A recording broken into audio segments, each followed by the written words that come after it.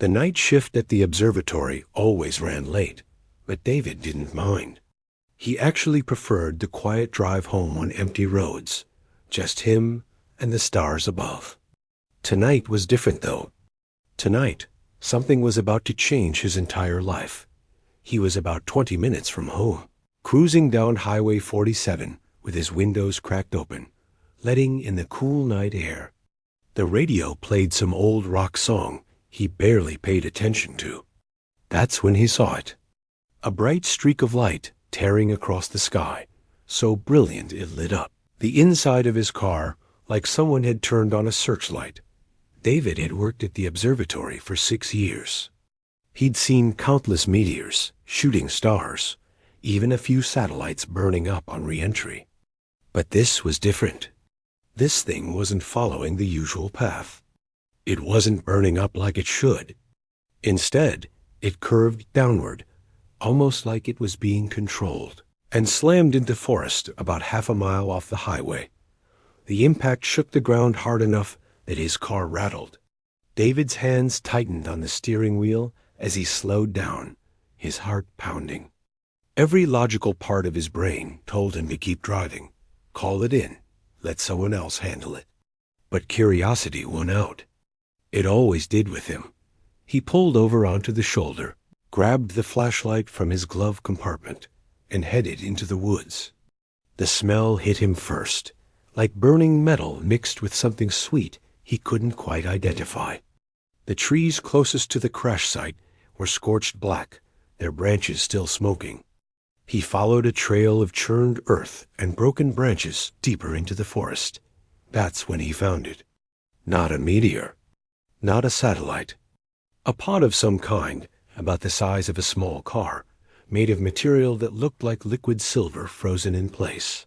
Strange symbols covered its surface, and here's the weird part. They seemed to move when he looked at them directly. Like they were alive somehow. David stood there for a moment, his flashlight beam dancing across the pod's surface. His scientific training battled with sheer disbelief. This couldn't be real. Things like this didn't just fall out of the sky in rural Montana. But there it was, real as anything, radiating heat that he could feel from several feet away. A hissing sound made him jump back. A seam appeared in the pod's smooth surface, running vertically down one side. Steam or smoke poured out, and the hatch swung open slowly, like a door on rusty hinges. David's mouth went dry. He should run. Every survival instinct screamed at him to get back to his car and drive far away. But then he saw her. She stumbled out of the pod, catching herself against the opening. At first glance, she looked human. 2 arms, 2 legs, roughly the same height and build as a person. But that's where the similarities ended. Her skin had this shimmer to it, like oil on water, shifting between colors he didn't have names for.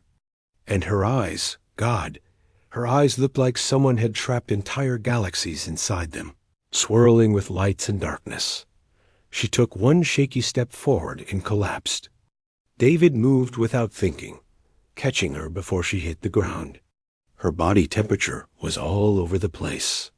1 second she felt ice cold, the next burning hot enough to hurt. She was lighter than she should be, like she weighed half what a person her size would weigh. He stood there in the middle of the forest, holding an unconscious alien in his arms, trying to process what was happening. This was insane. This was impossible. This was going to change everything he thought he knew about the universe. David made a decision. He couldn't leave her here, and he definitely couldn't call the authorities. If the government got their hands on her, she'd disappear into some underground facility and never be seen again. He'd watched enough documentaries to know how that story ended. He carried her back to his car, awkward and stumbling over roots in the darkness. She was completely limp in his arms, her head rolling against his shoulder. He managed to get the passenger door open and eased her into the seat, buckling her in. Up close, he could see she was breathing, her chest rising and falling in an uneven rhythm. David slid into the driver's seat and sat there for a moment, hands shaking on the steering wheel. What was he doing? This was crazy. This was beyond crazy. But he started the engine anyway and pulled back onto the highway. He'd driven maybe 5 minutes when she stirred. Her head turned toward him, those impossible eyes opening slowly. David's breath caught in his throat. She looked at him for a long moment, and even though her expression was alien, unreadable, he could have sworn he saw fear there. Then she spoke. Her lips barely moved, but the words came out perfectly clear, in English that sounded like it came from inside his own head rather than from her mouth. I'm not your companion. Don't get attached. Just like that. No, where am I, or who are you, or thank you for helping me. Just a warning, cold and direct. Then her eyes rolled back, and she was unconscious again, leaving David alone with his racing thoughts and about 1,000,000 questions. He gripped the steering, wheel tighter, and kept driving. He wasn't heading toward town anymore. Instead, he turned off toward his cabin, the isolated place he'd bought 3 years ago, specifically because it was far from everyone and everything. Looked like that decision was about to pay off in ways he never expected. The road stretched out ahead of him, dark and empty. In the passenger seat, the alien girl breathed in and out, her skin shifting through colors in the dashboard light. David had spent his whole life studying the stars, wondering if we were alone in the universe. Now he had his answer sleeping in his car, and he had no idea what to do about it. His mind raced with possibilities and problems. What did she eat? Could she even survive in Earth's atmosphere long term? Was she dangerous? Were there more of them coming? And what did she mean by, I'm not your companion? Such a strange thing to say to someone who just pulled you from a crashed ship. The cabin came into view, a dark shape against the darker forest. David pulled into the gravel driveway and killed the engine. For a moment, he just sat there in the sudden silence, looking at this being from another world, sleeping in his passenger seat. His life as he knew it was over. Everything was about to change. And somehow, sitting there in the darkness with an alien in his car, David felt more alive than he had in years. Whatever came next, at least it wouldn't be boring. He got out, walked around to the passenger side, and carefully lifted her out of the seat. Time to figure out what happens when a lonely astronomer meets a girl who fell from the stars. David laid her on the old couch in his living room, the same couch he'd fallen asleep on countless times while reading research papers. She looked so out of place there, this being from another world resting on his worn brown cushions. He grabbed every blanket he owned and piled them on top of her, not knowing if she needed warmth or if her body would regulate itself. For 3 hours, he sat in the chair across from her, just watching. He couldn't help it. This was real. An actual alien was sleeping on his couch. He kept expecting to wake up, to realize he'd fallen asleep at his desk at the observatory. But no, she was still there, breathing steadily now, her skin still doing that shimmer thing in the lamplight. When she finally woke up, it wasn't gradual. 1 second she was out cold, the next her eyes snapped open and she sat bolt upright, looking around the cabin like a trapped animal. David raised his hands slowly, trying to look as non-threatening as possible. Hey, it's okay. You're safe. You crashed, remember? I brought you here. She stared at him for a long moment, those galaxy eyes studying him like he was a specimen under a microscope. Then she spoke, and again it was that weird thing where her lips barely moved, but he heard her voice clearly. Where is my ship? Still in the forest where it crashed. I couldn't exactly carry it back with me. She tried to stand up, but her legs buckled. David moved to help her, but she held up a hand, stopping him in his tracks. Don't touch me. I don't need your assistance. It took her 3 tries to get to her feet, and even then she swayed like she might fall over. But she stayed upright through sheer stubbornness, David could tell. She looked around his cabin, taking in the bookshelves crammed with astronomy texts, the telescope by the window, the kitchen that was barely used because he lived on takeout and frozen dinners. "I need to know your designation," she said. "My what?" "Your name. What do your people call you?" "Oh, David. My name is David." She nodded once, sharp and businesslike. "I am called something your vocal structure cannot produce. The closest approximation in your language would be Lyra." "Lyra. Okay. Nice to meet you, I guess." She didn't respond to that. Instead, she started pacing the room with these jerky, unnatural movements, like she was still figuring out how Earth's gravity worked. "I need to return to my vessel. The core is damaged. I must repair it before the power cell deteriorates completely. It's the middle of the night, and you can barely stand. I don't require rest in the way your species does. Well, I do. And I'm the one with the car. So we wait until morning." For a second, he thought she might argue, but then something shifted in her expression, and she just nodded, going back to pacing. David watched her for a while, fascinated by how alien she really was, despite looking humanoid. Every movement was slightly off, like she was imitating human behavior from memory rather than living it. The next few days fell into a strange routine. David would drive her out to the crash site before dawn, when the roads were empty. They'd work on her ship, or rather, she'd work on it while David handed her tools and tried to understand what she was doing. The technology was so far beyond anything he'd seen that he might as well have been watching magic. During those days, Lyra made her position crystal clear. She told him over and over, in different ways, that this was temporary, that he was useful because he had hands that could grip things and access to materials she needed, that once her ship was repaired, she'd leave and never look back. "This is a transaction," she said one afternoon while elbow-deep in some glowing component of her ship's engine. "You help me repair my ship. Can I leave? No friendship, no bond, no tearful goodbyes. I'm not your companion." "Yeah, you mentioned that. About 40 times now. I'm ensuring you understand. Your species has a tendency toward emotional attachment. I've studied your broadcasts, your media. You form connections easily and carelessly." "Carelessly?" "You give your trust and affection to beings you barely know. It's reckless." David sat back against a tree, watching her work. Maybe we just believe that connection is worth the risk."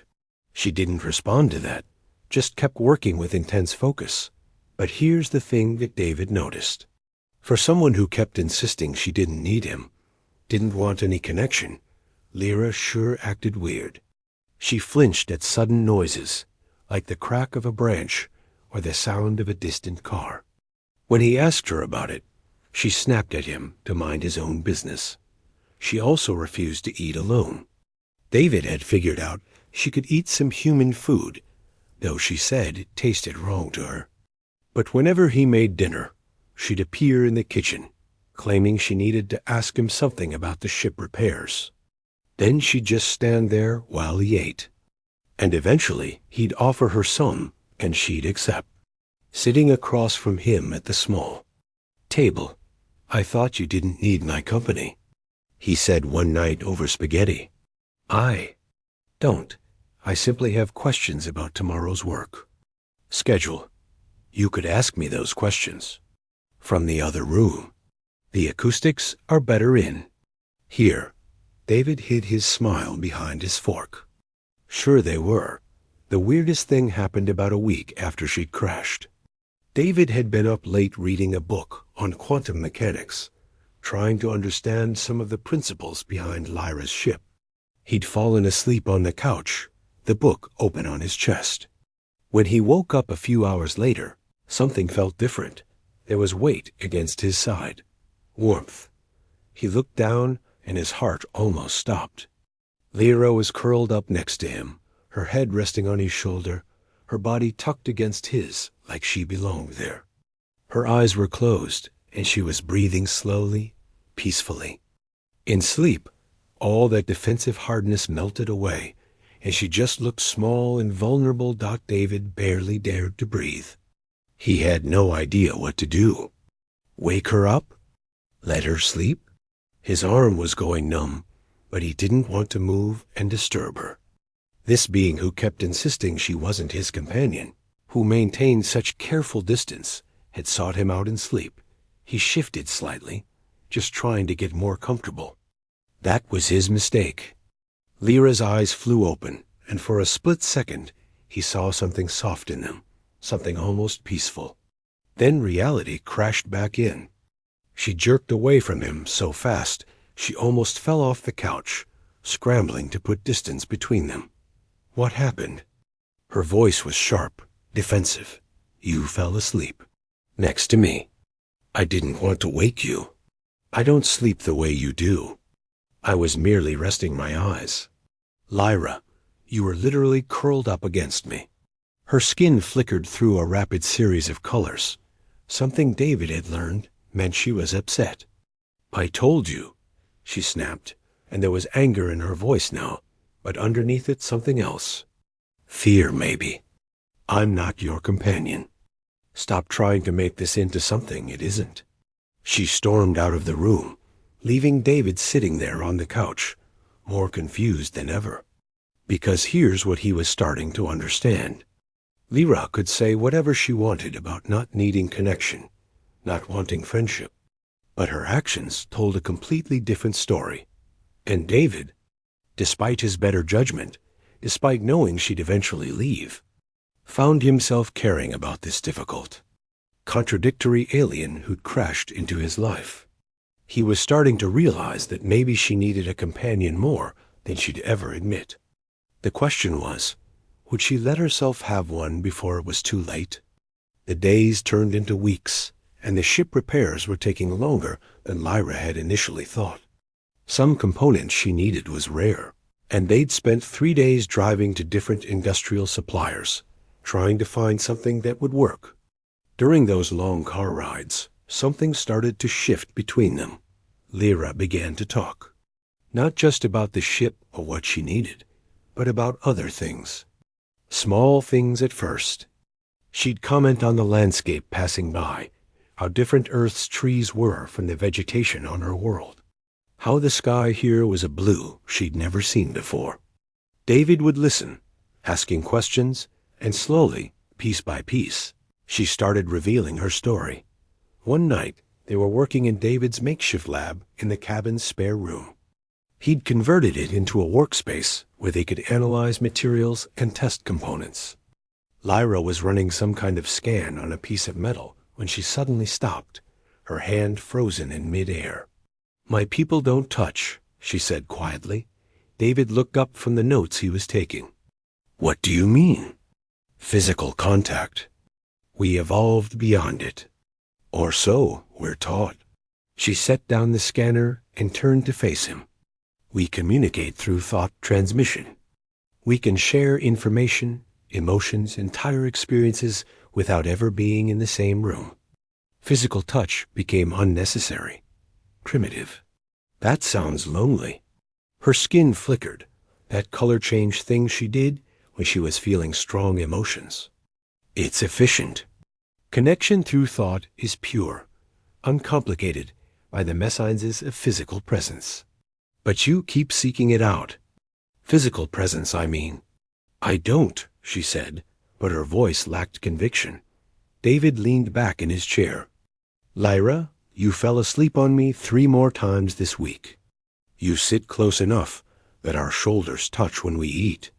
Yesterday, you grabbed my hand when that truck backfired on the highway. She turned away from him, her shoulders tense. For a long moment, she didn't speak. Then, so quietly he almost didn't hear it, she said, My people weren't always like this. What happened? And that's when she told him. The whole story came pouring out like a dam breaking. Centuries ago, her species had been different. They'd formed bonds, partnerships, deep connections between individuals. They'd touched, held each other, experience the world together. But then came the war. Lyra's voice was flat as she described it, like she was reciting historical facts rather than talking about her own people's trauma. An enemy species had figured out the weakness in her people's social structure.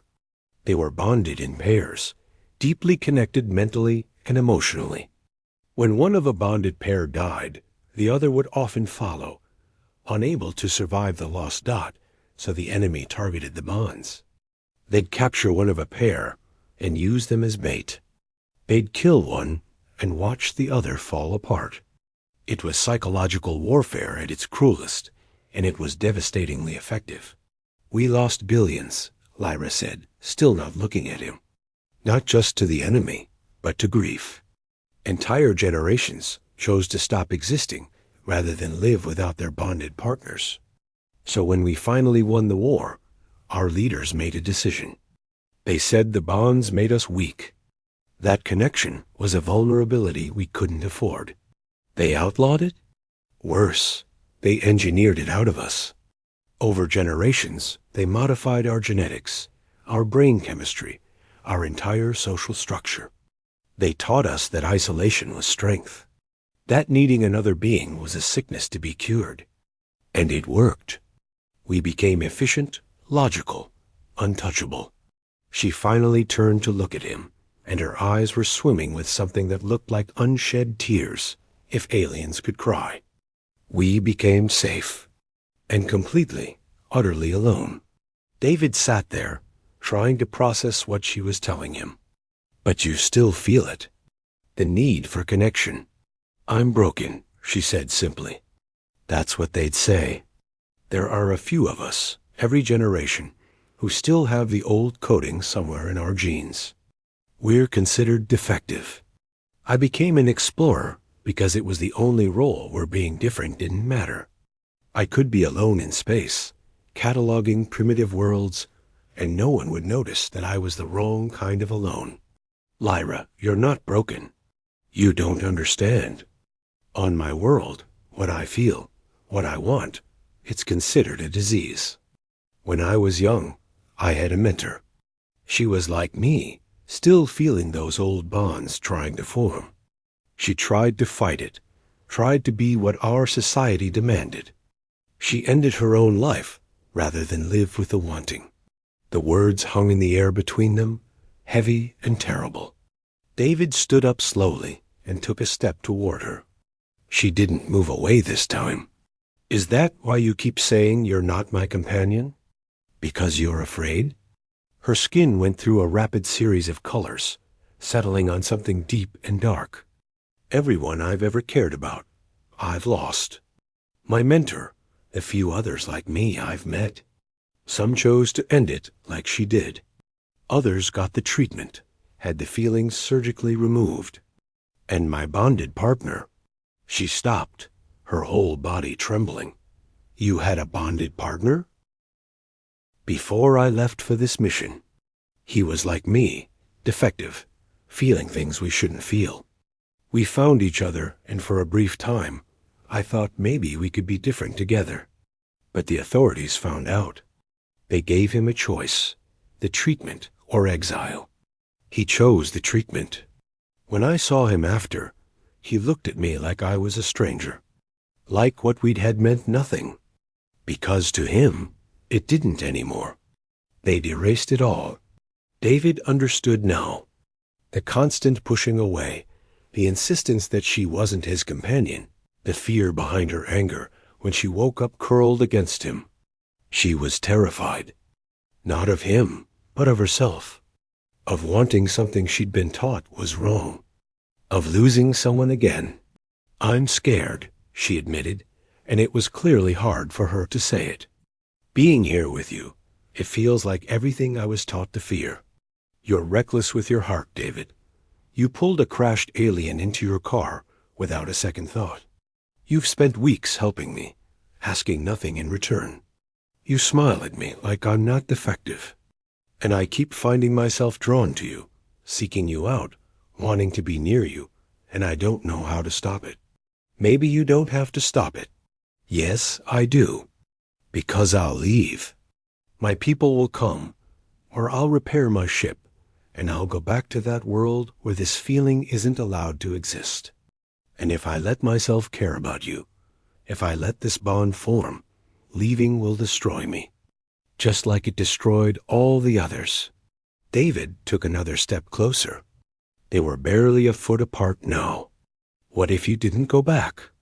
This isn't my world, but it could be. Lyra shook her head, but there was uncertainty in her eyes. You don't know what you're offering. My people, if they find out I'm here, they'll come for me. They'll want to study Earth, classify it, possibly interfere. And if they discover what I'm feeling, what I'm becoming around you, they'll either force the treatment on me or classify me as contaminated. Then we make sure they don't find out. David, I crashed here. They'll have detected the signature. They'll come looking eventually. So we have time. However much time that is, we have it now. She looked at him for a long moment, and he could see the war happening behind those galaxy eyes.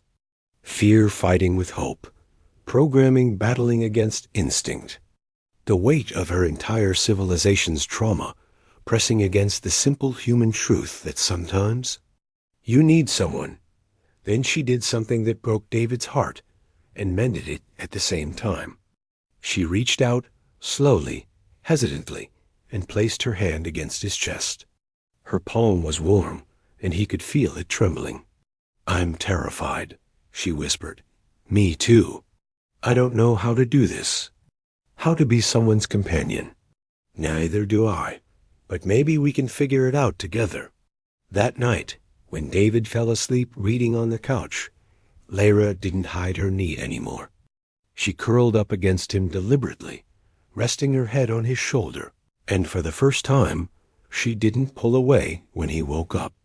She stayed there, letting herself be held, letting herself have this moment of connection she'd been denied her entire life.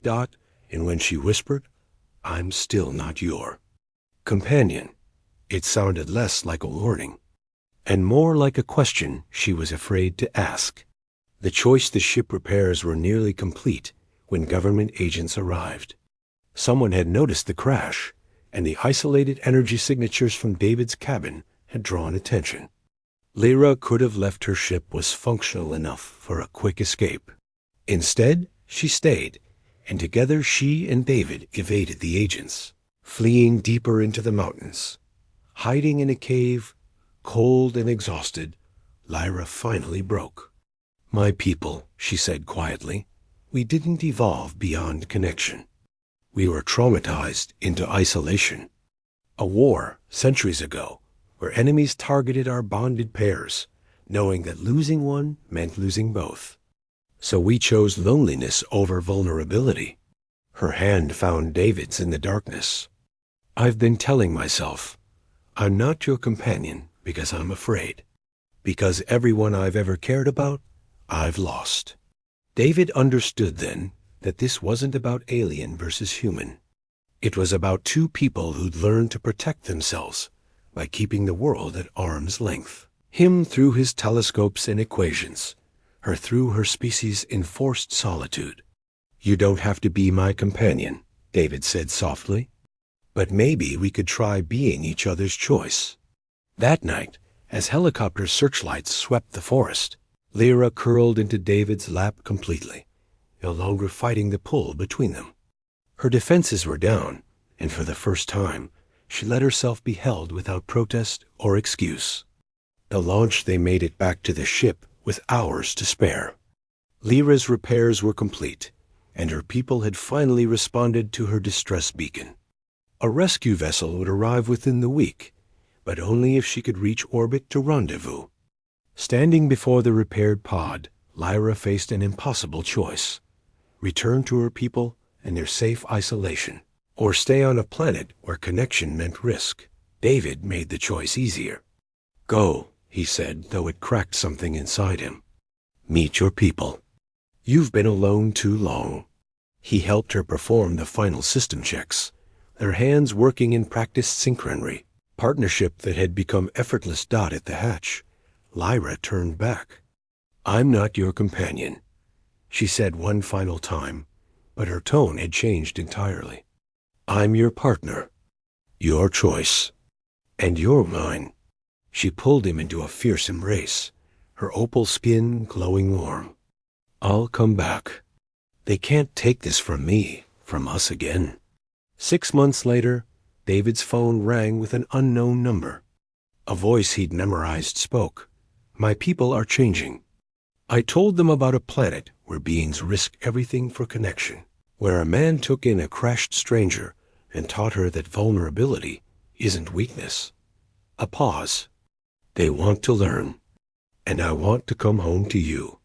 David looked up at the stars, no longer distant points of data, but a path connecting him to someone who'd learned that being a companion wasn't surrender. It was the bravest choice either of them had ever made.